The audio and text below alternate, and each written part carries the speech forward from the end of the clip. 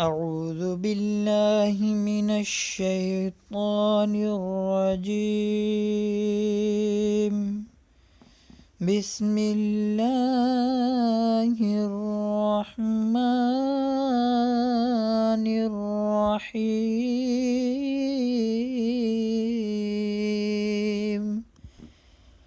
قل أعوذ برب الناس،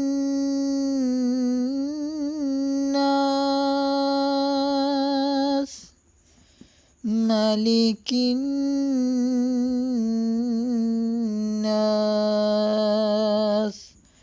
إله الناس،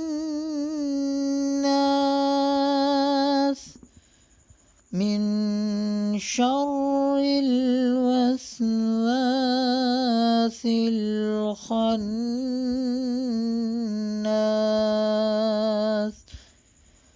الذي يوسوس في صدور الناس